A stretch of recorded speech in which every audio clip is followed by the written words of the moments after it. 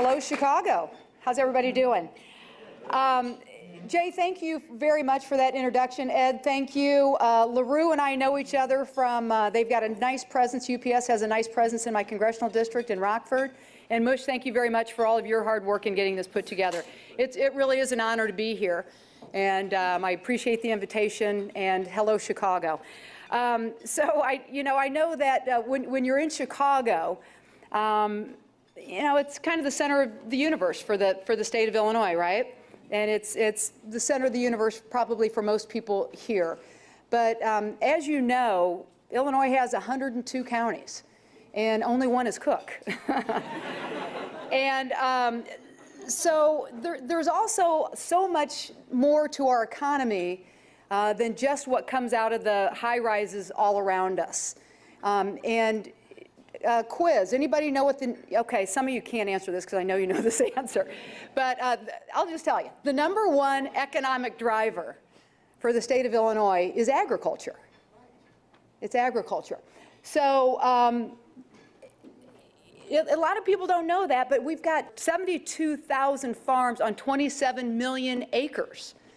And that's an important thing to know, because not only do those farms and the farmers help drive our economic engine in the state of Illinois, but so does agribusiness. And I want to tell you a little bit about why that's important to me. And so as I stand up here, I want to give you a little geographic perspective of my congressional district and being a downstater, and also a little bit about who I am personally. So I think the vast majority of the people in this room I don't know. So I'll fill you in a little bit about who I am. I am the only Democrat in the Illinois congressional delegation outside of Chicagoland. So if you think of the map of Illinois, you've got all of the Chicagoland area tucked away in the northeast corner here, but all of the rest of it, it's all Republicans in Congress except for me. I'm also one of 12 Democrats in the entire nation that won in a district that Donald Trump won. Okay, so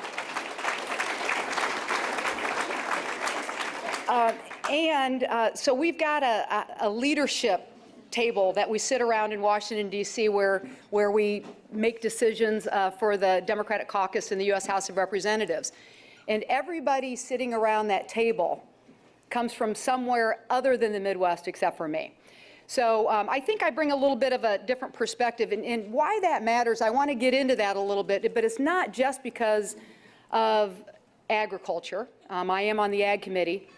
I'm also on the Transportation Committee, which I think are great committees to represent our congressional district.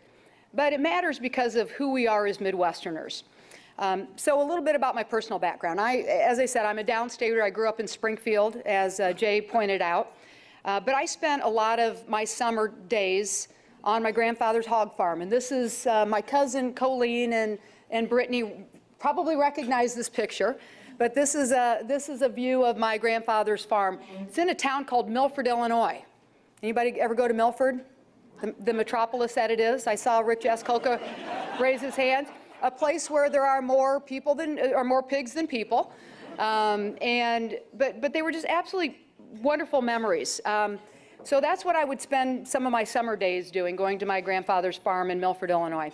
My father was a newspaper reporter before he went on to work in government. And he ended up working for 2 governors, a lieutenant governor, a state treasurer, a secretary of state, and a U.S. senator. So around our kitchen table, and there are people in this room, especially at that table right back there, you guys know this very well, but around our kitchen table, we had some of the best public servants, I think, in the history of the state of Illinois, minus Abe Lincoln. So that's the lieutenant governor down there at the bottom. Anybody recognize that guy down there?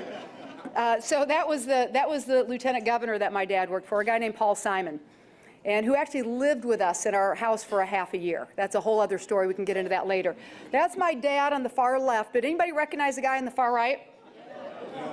So that is Senator Durbin, just not too long out of law school.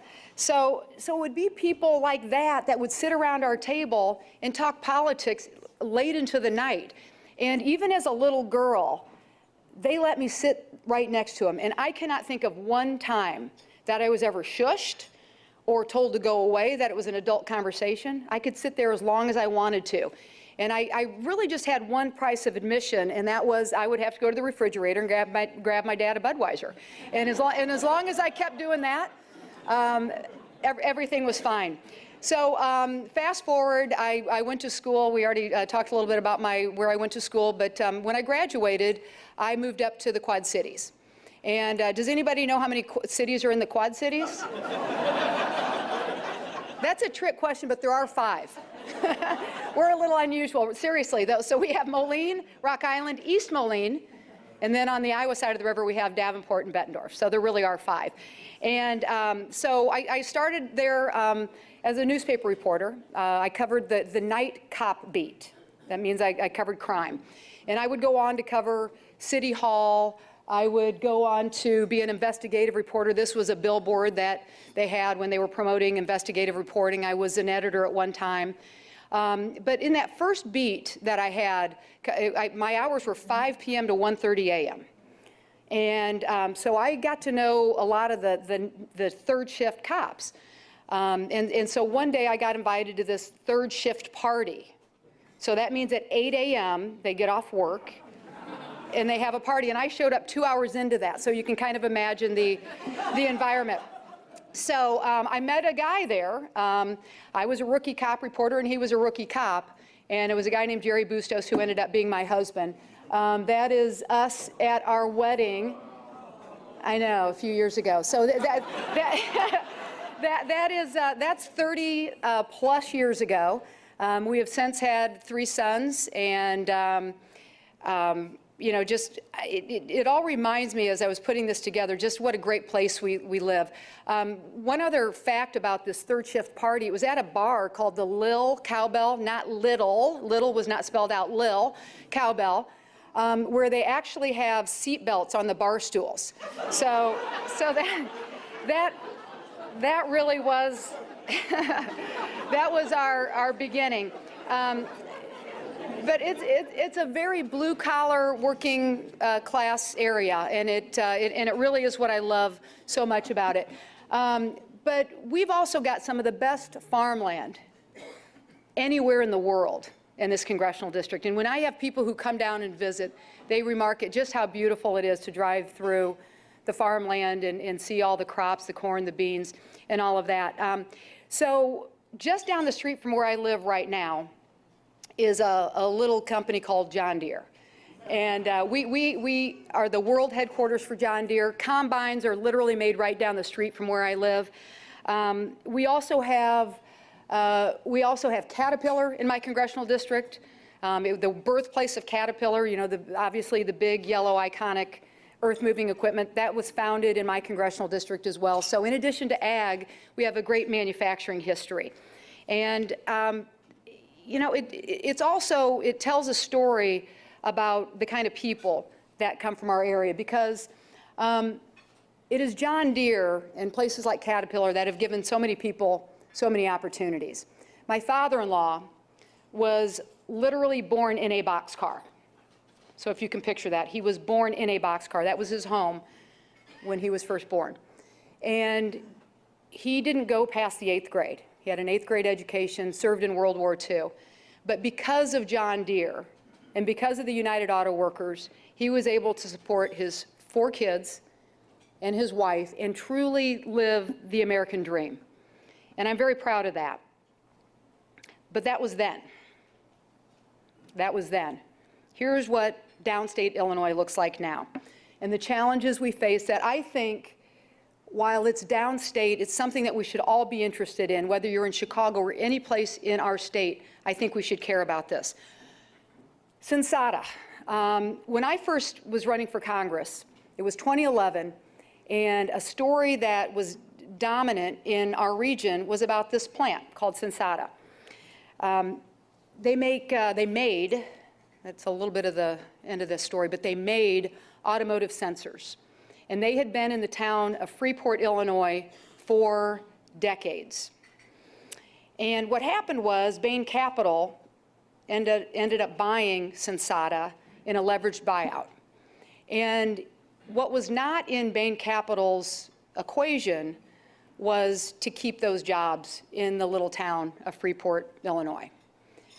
And that had devastating effects. They didn't care that this was the heart and soul of this community, that Sensata did better alongside the community doing better. And the community really reacted to this. And it was a hard hit. It was something that I spent a lot of time with the workers who were about ready to lose their jobs, one of whom is a woman named Dot Turner. I got to be friends with her. I got to be friends with a lot of people. And Dot Turner started working at Sensata when she was 18 years old, fresh out of high school. And she's 61 years old in that picture when she was losing her job. So she had worked there for 43 years. And, you know, she wasn't lucky enough, like maybe some of us will or have been, where there was any kind of retirement party for her. There was no gold watch, the old proverbial gold watch, nothing like that. Rather, she spent her last days on the job at Sensata training her replacement worker who came from China and who would go on to make $1 an hour over there.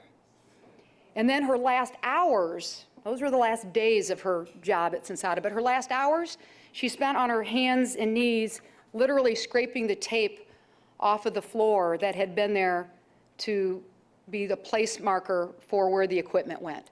That's what happened to Dot Turner. So, if you go south of there, there's a town called Galesburg, Illinois.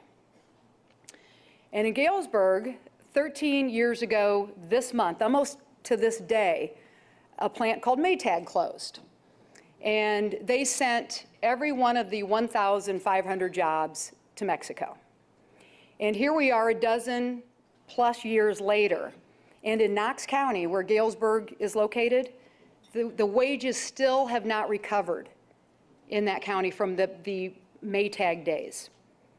All right, I'm going to give you one more example, and I'm really just sharing this with you because I want you to feel a little bit of the pain that is happening in these smaller towns throughout Illinois. This is a plant called Robert Shaw, and it's in a town called Hanover along the Apple River. It's a very beautiful town. If you go from farther south and you're going to Galena, I know if you go to Galena, you're heading west on 20 to get there, but if you go to Galena from the southern part of our state, you pass right through this little town. It's a little curve, and Hanover only has 850 people. And Robert Shaw made these water valves that would regulate the water flow in things like dishwashers. And they had a near zero defect rate in their work. And the company that ended up buying them out was making very good profits.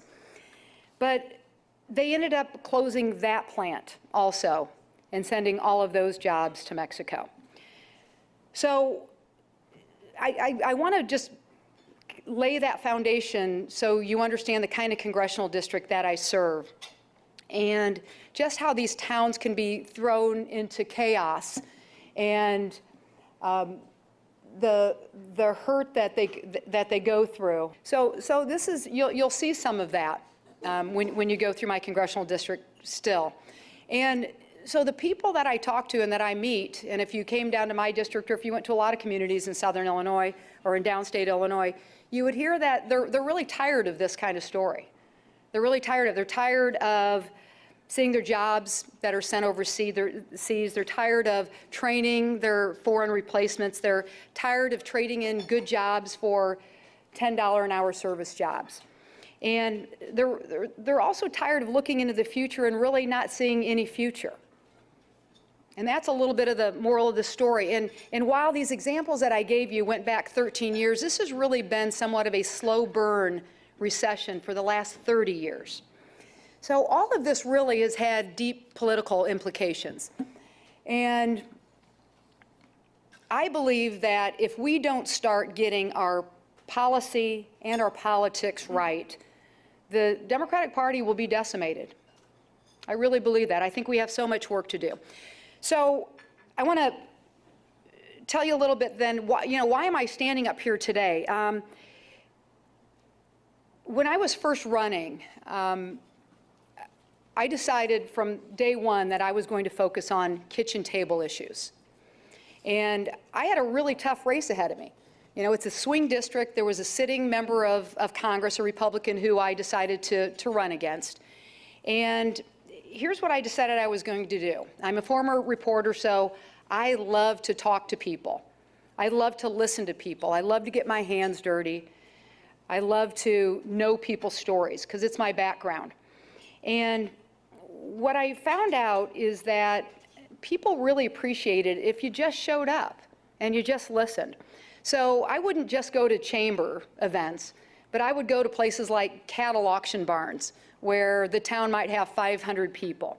And I wanted to show that I would listen and that I understood and that I was going to fight to improve people's lives. So my first race, this is me on my election night on my first race. So I ended up defeating a sitting member of Congress by 7 points. And this is my second race, and I ended up winning that race 2 years later. The guy challenged me, who had been a sitting member of Congress, and I ended up winning that one by 11 points. And then, notice the W, and we purposefully made sure that we picked that picture with that in the background there. But and I ended up winning last year in 2016 by 20 points.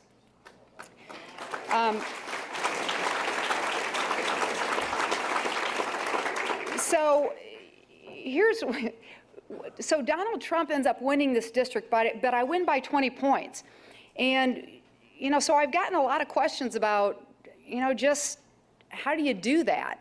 And the reason I think there were so many questions is this, all right? I'm going to give you, so I'm going from the 17th District of Illinois, in Illinois, to nationally, and this is what's happening. So if you see, those are all like little teeny squares, and those are all of the areas that went for Donald Trump in 2016, okay? And then those little squares there are counties, county by county, that flipped from President Obama 4 years earlier to Donald Trump in 2016. And the little blue ones that are ones that flipped the other way. So you see very, very few of the blue, right? And then for further perspective, where that's circled right there, that is my congressional district. Look at it in Illinois. It's like all those areas that flipped, or nearly all of them, are right in my congressional district. So we have 14 counties at 7,000 square miles. I won all 14 counties, 11 of which are almost entirely rural.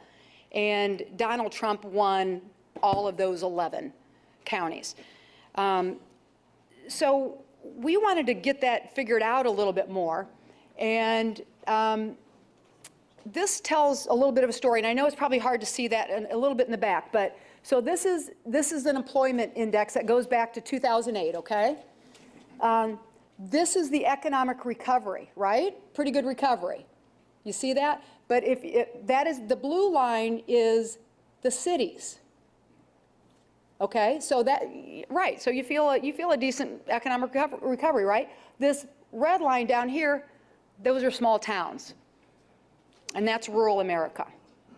So when I would go around my congressional district, you can see why when the message was, gosh, we just have to build off that success, don't we? I mean, think about that. We heard it all. You heard it up in Chicago all the time, right? On the Democratic side. On the Democratic side, we have to build on that success. Well, this is the result. And if you can't see the numbers, Democrats lost more than 1,000 seats post President Obama being elected till today. So this is why people wanted to know, what in the heck are you doing? So we listen to people, we talk to people, and we want to know about what's happening, not just in districts like mine, but what happened in states like Ohio and Michigan and Iowa and Wisconsin. And my friend Rick Jaskoka, who's here, who owns a company called Jaskoka Terman, it's a communications company, strategic communications company, went up to Wisconsin and wanted to find out, what exactly do voters think? And what in the heck happened? Why did you vote for President Obama 4 years earlier and President Trump this time? And if we can play that video, that would be great. It's only 2 minutes. The Democratic Party always stood for making sure that people were safe and secure and had enough means to get by and everything else, which is great. They just forgot that people here vote, and they lost total sight because they thought that they were winning, and before the election even started, they figured it was a shoo-in. That's where they lost it.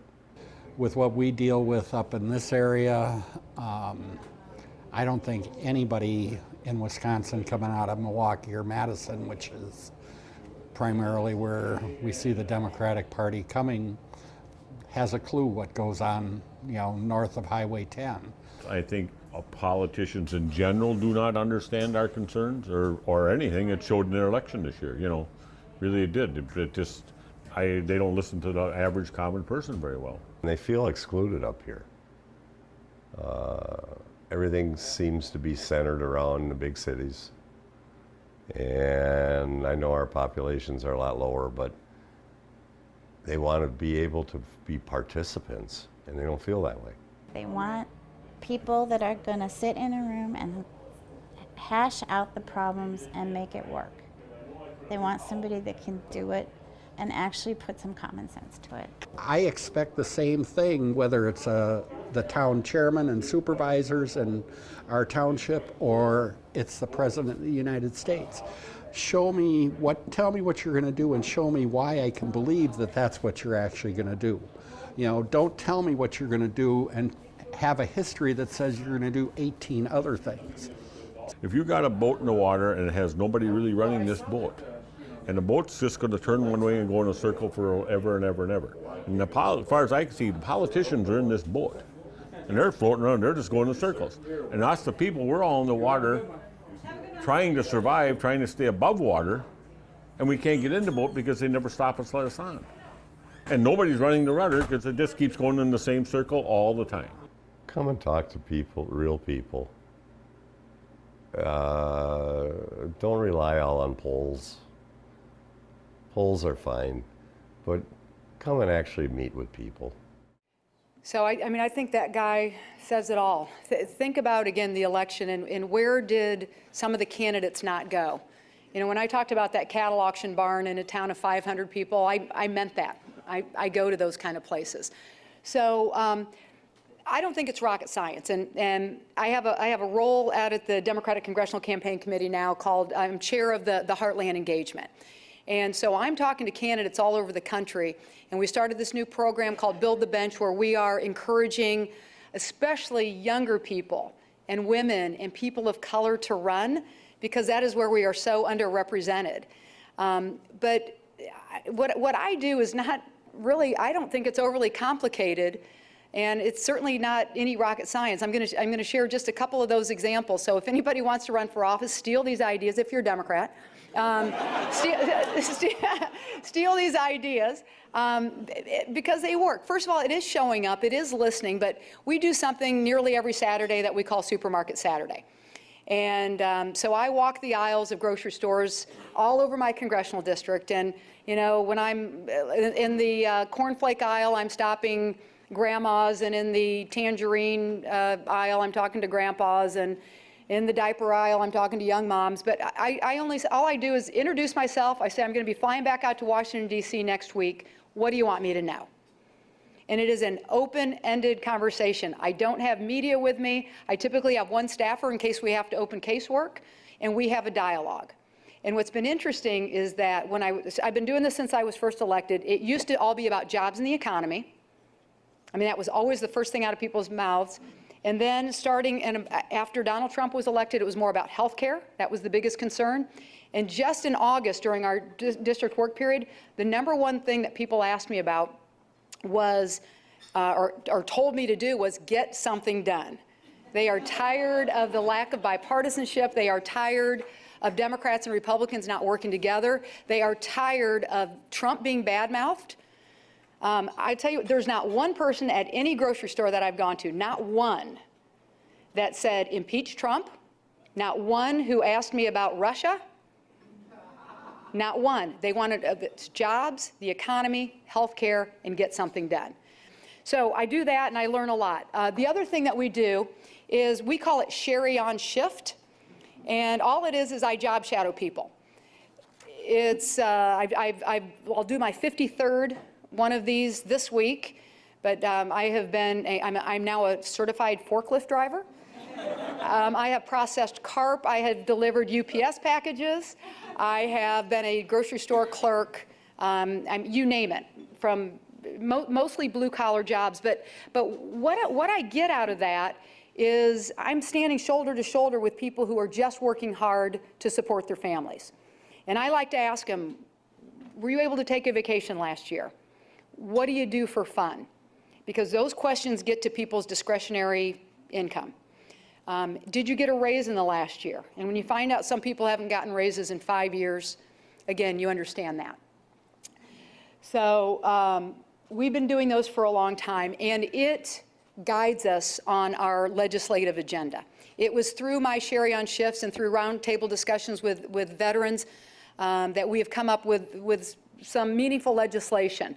This is me signing a bill that looked at strategically placing these centers that would help small and mid-sized, especially small and mid-sized manufacturers, find overseas areas where they could sell their goods.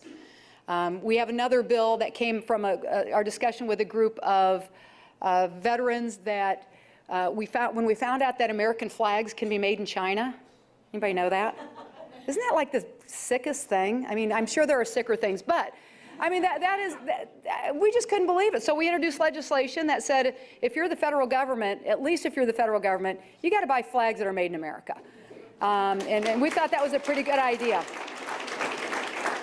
So that came from a Vietnam vet who gave us that idea.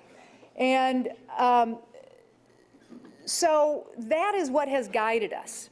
And now we're working on something that is called a better deal. And let me just give you a little bit of background on that. It was just maybe about a month or so ago that in my role as one of the co-chairs of the Democratic Policy and Communications Committee, we worked for about a half a year to figure out what do we need to do to be more successful as Democrats, and what do we need to do from a policy perspective, what do we need to do from an engagement perspective, and we rolled out this economic agenda. And when I told you that I'm sitting around that leadership table, this is what I've been focused on really for the last half a year of my career in Congress. But the long and short of it is that we focus on jobs and the economy and not the issues that divide us. Things like rewarding companies as we look at tax reform that actually understand the importance of affordable and accessible child care, who understand that people should make sure that they can retire with some kind of pension or a 401k, and that people are paid a living wage, and that we reward companies that do that as opposed to having any kind of economic reward for outsourcing jobs. So that has really been our focus. Okay, let me find this thing here. So we might not have to talk about that had it not been for this complicated thing. I hate graphs, by the way, because it's not the way my mind works, but I want to share with you what this means. This shows that it used to be up until the 1970s that if you worked hard and you produced a product, that productivity and your wages rose at about the same rate. What this shows is that that doesn't happen anymore, and that if you work hard, you are not, and you produce a product, whatever that may be, you are not making the kind of wage that you would have back in the 70s. So wages are not going up with productivity, and that's a problem. So this is why we focused on this. You will not see, if you go to any of my events in my congressional district, I don't start out by talking about issues that divide us. It doesn't mean that my values are different than the vast majority of Democrats. It just means that these are the kind of things that we focus on. And when we look at this economic agenda, I know we have some people from transportation here, we need to pass a transportation bill. And we need to make it a robust one. I'm on the transportation committee. I'm on the aviation subcommittee, highway subcommittee, rail subcommittee, and water subcommittee. So I am in a good place to be at ground zero to help negotiate that. But you know, this is high-speed rail. We ought to be thinking about things like that. We need to be thinking about making sure that rural broadband is part of infrastructure. It's not just roads and bridges, but it is things like rural broadband. We have 23 million Americans in rural areas that don't have access to rural broadband. So that needs to be part of it. In our downtowns, making sure that, again, that we are rewarding small and mid-sized companies that create 2 out of every 3 of our new jobs. So in closing, this is just me stopping by and talking to people. I just think there's a heck of a lot more that unites us than divides us. It's probably partly because I come from a very bipartisan region of the state of Illinois, but it's also because I've worked in the private sector all of my life until this job where I'm now making a living in the federal government. But we truly need to think about what our own role is in making sure that we do our part to encourage bipartisanship, encourage working together for the good of our country. And I feel very blessed in how I was raised because, I figured that I had some level of success before I was elected. And I think that whatever I do in my future, I'll have some level of success. So I don't fear every single vote, and if somebody's going to be upset with me about that. Rather, my North Star is really making sure that we're doing right by the state of Illinois and that we're doing right by our country. So I want to say thank you. And with that, Ed, I am happy to take any questions.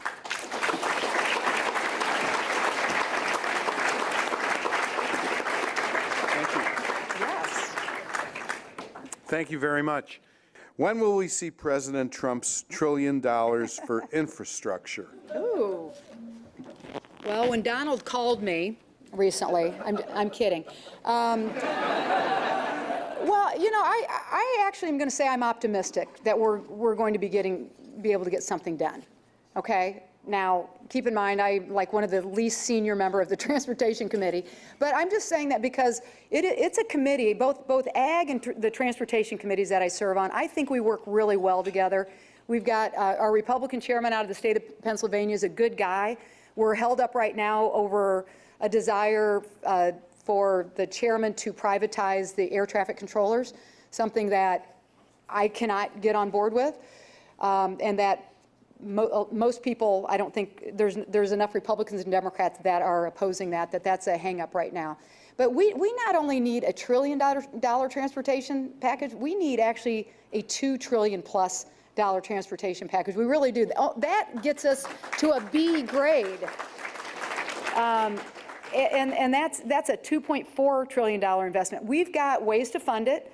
That's obviously part of the differences, but it is something that's desperately needed. And believe me, as a downstater who travels to Chicago every time we come here and hit the traffic, it is something. And I know for those of you who live with that, want that as well. And for every dollar we invest in infrastructure, we get a $2 return. So it is truly a great investment in our future. The timing on it, though, is a little bit up in the air. The next order of business is the tax reform. So we'll see how that goes, too. Thanks, Kirk. Okay, thanks, Kirk, and thank you, Don. Oh, and thanks, Don, too. This is from Dave Saunders at Jenner and Block. The question is, what common legislative ground is there between Democrats and Republicans in the Trump administration? What do you think we can get done? We actually had 2 encouraging weeks in Washington, which is very unusual. And it probably depends on what perspective you come from, but I happen to think it was a good move when President President Trump invited Nancy Pelosi and Chuck Schumer over to the White House and had a sit-down meeting. And they walked out of that and said that they can work together on the deferred action against child rivals, the DACA. And that while it would include border security, it wouldn't necessarily be the wall. I think that was encouraging. And then the week before, also agreeing to that extension. You know, those were good signs. And I think if we could keep the Twitter account away from the president, we'd be a lot better off. Because it really does create a problem, I think, for our stature in the world when he's calling the North Korean leader Rocket Man, and just, you know, some of the very odd things that come out of that. But so I'm, you know, hopefully on DACA we'll be able to come together. Just a really quick story on that. I went to Henderson County, which is a very rural county in my district. It's the farthest southwestern county in my district along the Mississippi River. It is only 1.4% of the votes that are in my congressional district, so very small. And I go down there to a fish fry last Sunday, and I had an older gentleman who came up to me and he said, "Look out for those kids, will ya?" And I did not expect that in Henderson County from an older guy. And, you know, that kind of thing gives me hope that, you know, we'll be able to get something together. Other than that, I'm going to stick with transportation that we should be able to work together on. I hope that we can make some meaningful tax reform that benefits small and mid-sized businesses. As a Democrat, I want to be viewed as somebody who values business. And I value organized labor too. So I am, you know, to my core, I want to make sure that people can earn a decent living and all of that. But I also honor and have a great appreciation for businesses as well. And I think as Democrats, we need to embrace that more. Thank you, Congresswoman. We have two questions here related to health care. One from Dave Lundy, a City Club member. What is the status of bipartisan cooperation on fixing the Affordable Care Act?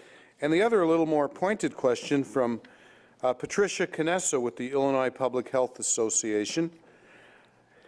Her question is, health care access continues to be a major challenge for immigrants. Undocumented women can obtain a free mammogram in our state, but if they receive a cancer diagnosis, there's no resources available. What can we do to address this gap? Ooh, those are hard. So I didn't include in my bio that after I was a journalist, I actually worked in healthcare for 10 years. And so in that timing that I worked in healthcare, it was before, during, and after the Affordable Care Act was passed. And it was very, do we have healthcare, any healthcare workers here?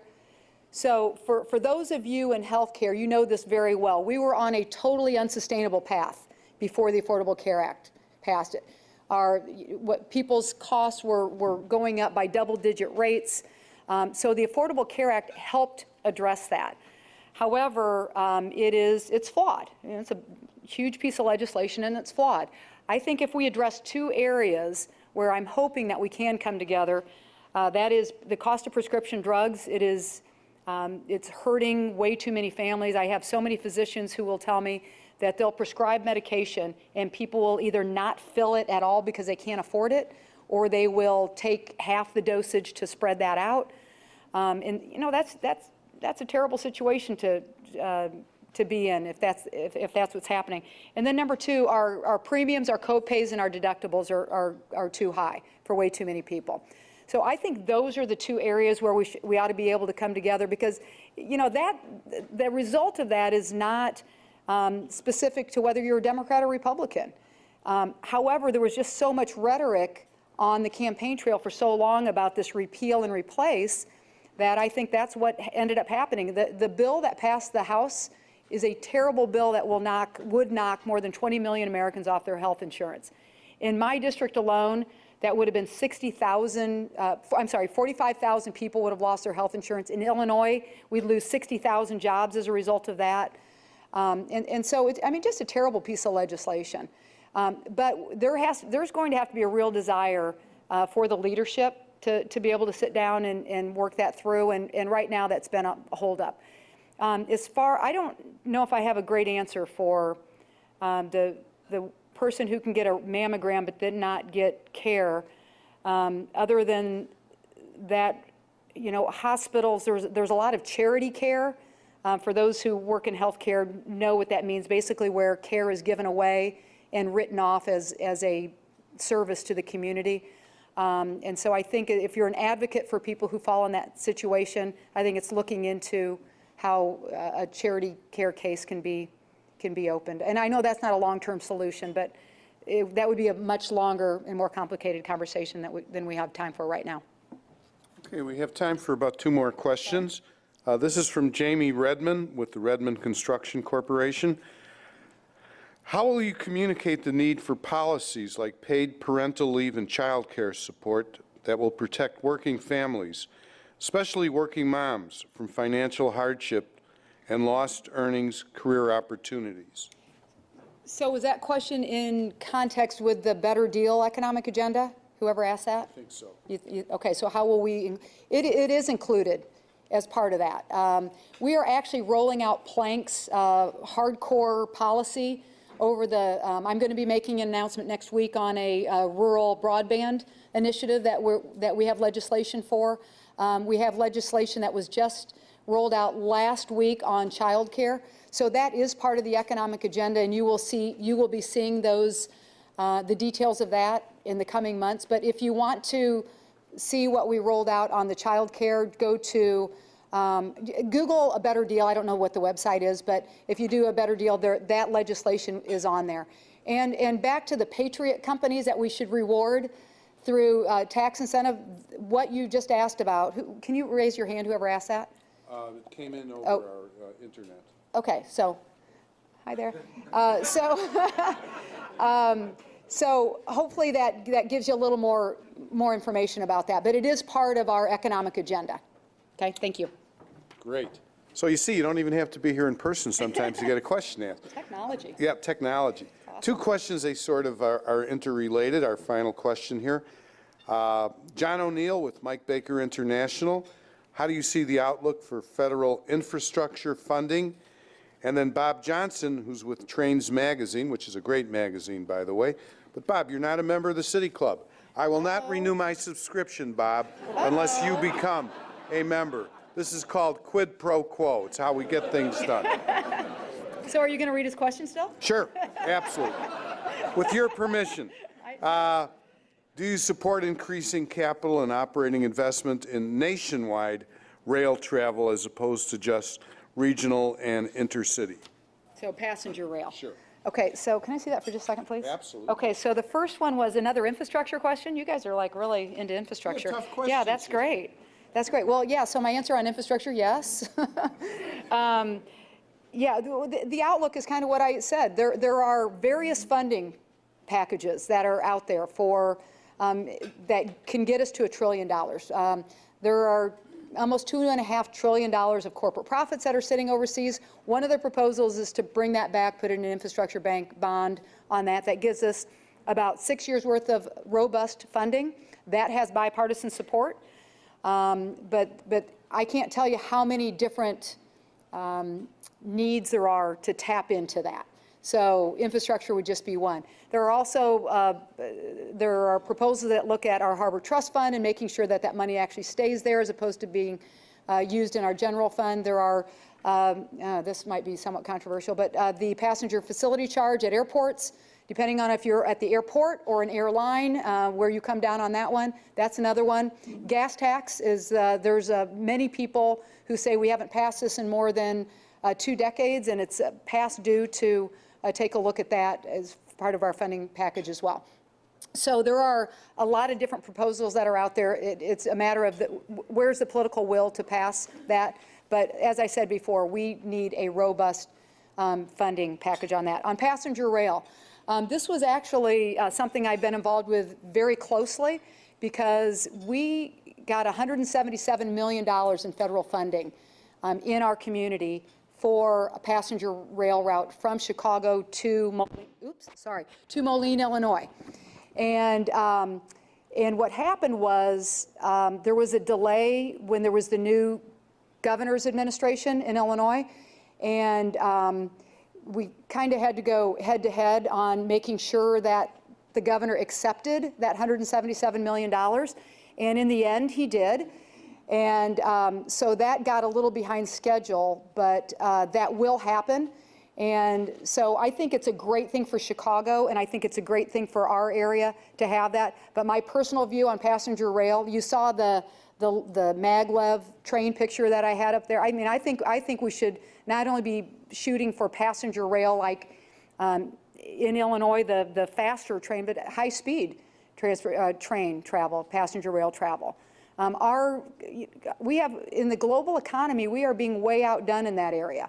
And, you know, there has to be an appetite to pay for that. And that's, you know, that's always the hang-up. But am I a proponent of it? Yes, I am. And so whoever asked that question, I'd be happy to talk a little bit more afterwards. Okay, thank you. Okay, thank you very much, Congresswoman Bustos.